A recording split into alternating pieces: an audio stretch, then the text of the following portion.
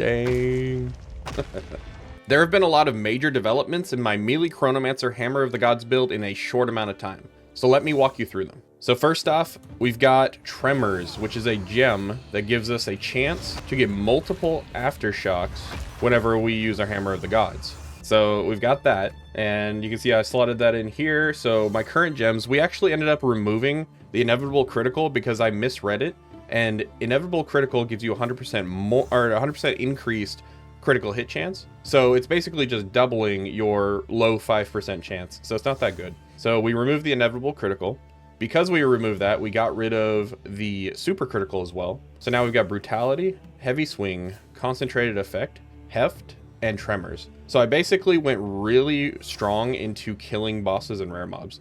Now I did some weird changes to Leap Slam, and this is because of some other stuff that I added into the build. So before I get to that, let me look at the passive skill tree. So you will notice, if I look at my gems, or my jewels I should say, I've got Chance to inflict bleeding on hit, and this is actually adding a chance. This is an increased chance. This is a full 7% chance to inflict bleeding. So we've got that there. I've got 10% chance to poison on hit. I've got 10% chance to poison on hit. I've got 10% chance to poison on hit. I've got 8% chance to poison on hit. This is giving me a chance to bleed from every single one of the small nodes. So 1, 2, 3, 4, 5, 6, 7. Then we have some chance to bleed here. We have another 10% chance to poison on hit. We have another 8% chance to poison on hit. We have another 5% chance to inflict bleeding on hit. We have a 4% chance to inflict bleeding on hit. You'll notice these ones are kind of lower because they've got better other stats. And then finally, I've got another one with a 5% chance to inflict bleed on hit. Now my passive tree is looking very different. It still hits a lot of the same stuff, but don't be afraid of this because this is a shift in the build. You can use the previous version of the build and it'll be perfectly fine. This is just the new version, and you can change to it or start shifting to it if you choose. So you'll notice I'm no longer picking up the 1% increased damage per chance to block. The reason for that is because I'm using the Svalin, or however you pronounce it, Svalin, and it reduces your maximum chance to block, which sounds bad, but block chance is lucky. This means that every single time an enemy would go to hit you, you're not just getting the 50% chance to block, you're getting that twice. So if the first one is a 50% chance and the enemy doesn't get blocked, then the next roll is going to have a chance to block it as well. And you'll see here that I only have 50% right now. I need to optimize around this more, and leveling up and having more points to use will help with that. But my maximum block is down to 61%. So I still need to try and hit 61 before this is super effective, but it's a nice development that allows us to have more survivability. And you may be looking at my elemental resistances. My fire resistance is up to 88%. The absolute maximum this can go is 90%. So this is almost capped out to the increased cap. We also have 79% on lightning, 77% on cold, and I've maxed out my chaos. So my armor is a little bit lower than I'd like, and my block is a little bit lower than I'd like, but we are doing really well on survivability. And I actually haven't even put a socket in my shield yet, or increased the quality. Another thing I'm considering doing is putting the notable that you can get on your amulet on near at hand, which will reduce the amount of time it takes for our hammer to drop. I could do that one, or I may do something having to do with ailments or damage, or we'll figure out exactly what we're doing. But I haven't gotten to that point yet. But for now, I'm just grabbing the attributes I need. I'm hitting these jewel sockets. I'm still grabbing all of these nodes up here because the block chance is very high here. So I may as well get the increased damage here as well. It's still 50% damage. I've got these 3 nodes here because it actually adds quite a bit to my survivability. You can pull this point out or put it back in and look at your actual percentage change on your armor. If it's only a couple of percent, it's probably not worth putting the points in. But if you're getting like 10% like I'm getting, then it's definitely worth using. I tried going without blood magic when I had a little bit more mana regen, and it just feels really bad to take it off, so I'm leaving that one there. This is where we're getting a bunch of those resists that we were talking about. This one is giving us a increased block chance that's closer to our line without having to go further off. But this node is actually pretty good. Whenever we block, we're healing 20 life, so this just helps keep our health up. We're still grabbing all of these nodes here, and the 15% recoup life here is very nice. I went ahead and went for these nodes, partially because I was lacking on good places for damage. I also wanted to get the stun buildup because I am actually on the lower end of the stun buildup spectrum whenever I'm doing tier 16 maps, or tier 15 corrupted is what they actually are. So I opted for this, but next to it is one that I want to get as I level, which is 30% increased magnitude of ailments you inflict. And keep in mind, we're inflicting ignite, we're inflicting poison, and we're inflicting bleed. And by the way, if you don't know how bleed works, basically whenever we hit, we're doing 15% of the physical damage on hit per second for the entire duration, which mine is like just over 5 seconds for the total duration. I think default's 5 seconds. Yeah, it says it right there. So when I drop my hammer, the bleed damage is pretty impressive. Now keep in mind, that's not factoring in our poison damage, which I will need to come over here, I think, to look at. So poison does 20% of the physical damage dealt by the hit. So we're now getting a 15% and a 20% at a somewhere around, I think we have about a 40% chance or more for each of these to actually do their thing.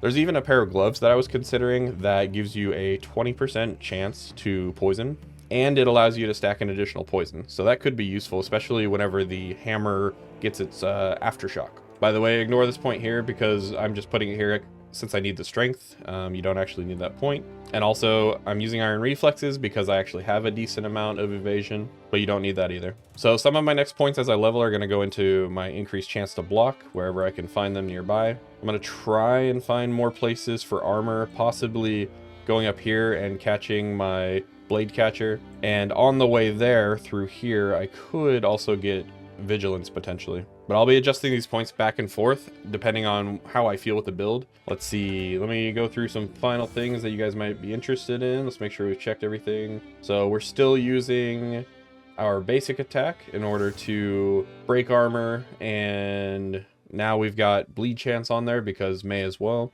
Time snap should be the exact same. Hammer of the Gods we already showed. Leap slam, so this is actually a really cool combo that I've got going on. So we're using the more stun bill up here now because we're not putting any damage on this. And also, like I said, I tend to be on the lower side of the stun buildup, so I prefer to have this. If the monsters are on a map and happen to be stun resistant, then I just replace these two poison gems with straight up damage gems. But anyways, so martial tempo makes this faster. That one, I don't think I would ever take off this. Then envenom is giving an increased chance to bleed, or increased chance to poison.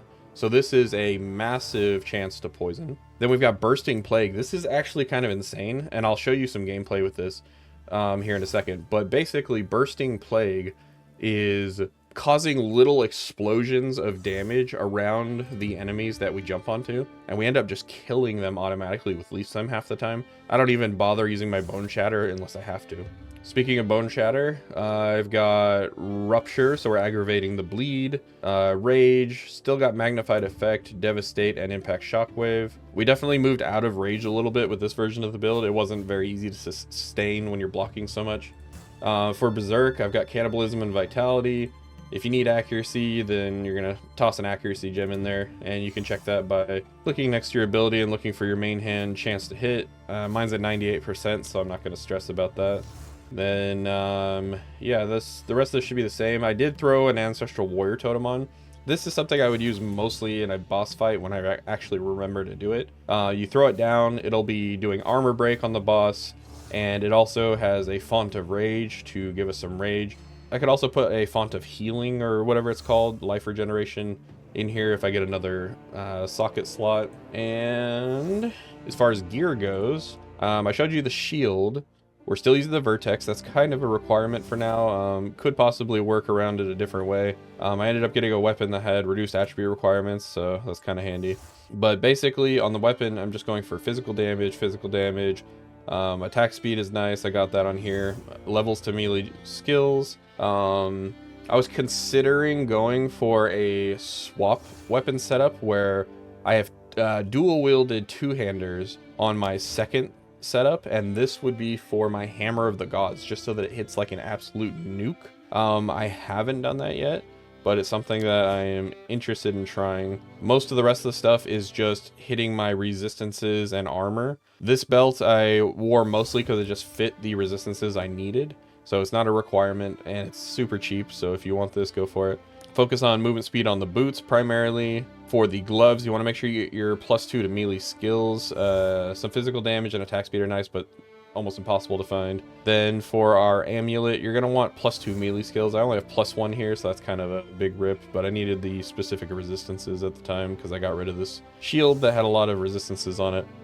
For the rings, +2 physical damage is definitely nice, and then filling in your resists. And for the chest armor, I really try and focus on getting as much armor as possible because I'm constantly low on my armor. But all right, I'm gonna go through and do a map real quick for you guys. Let's see. We will do a tier 15. Let's go for a particularly difficult one. So we've got increased monster movement, attack speed, and cast speed. So that's gonna be a pain in the ass for sure.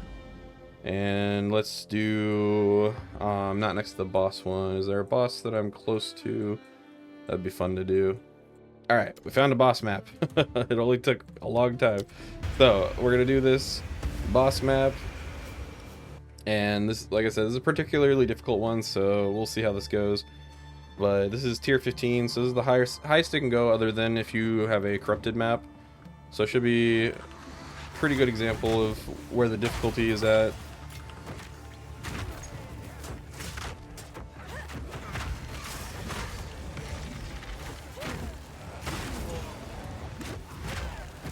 But yeah, so I hope you guys appreciate the little bit different setup for this video. Oh, that's a rare mob. I wanted to basically do something a little bit more natural and a little less edited, because not only does the editing take a lot of time out of my day and not allow me to do as much streaming or actually playing of the game, but I also, I don't know, I feel like you lose a little bit of personality with the edited videos that you don't get, you know. So hopefully you guys like this, and subscribe to the channel if you enjoy the content. Comment below, like the video, all that fun stuff. And if you guys like this type of content, then I will continue doing more like this. But if the video gets you know, a bunch of negative reviews, then I guess I'll keep doing it the other way. So just let me know what you guys think with your likes and comments and everything. Alright, so I skipped a bunch of the clearing because I didn't want to waste too much of you guys' time. But here is a boss fight. This should be interesting without audio. I'm very much a audio person when I'm playing games.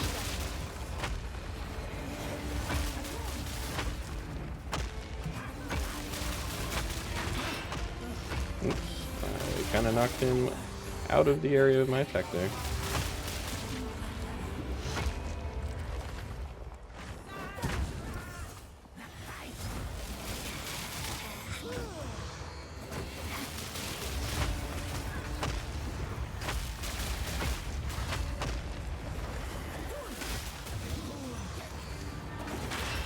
Did I do it again? Oh man. Alright. Well, we got him. Sometimes I play like a monkey, especially when I'm talking, which is why I'm a terrible streamer. But if you guys want to come by my stream, I'd really appreciate it. You can come and chill with me regardless of how badly I play. You can ask me questions about the build. It's twitch.tv/screamheart, and I'll see you guys there. Thanks for watching the video. And yeah, again, let me know if you like the video, this format. Comment, you can give me feedback. Maybe I can find a sweet spot between the two, but we'll figure it out. Thanks guys, I'll see you in the next video.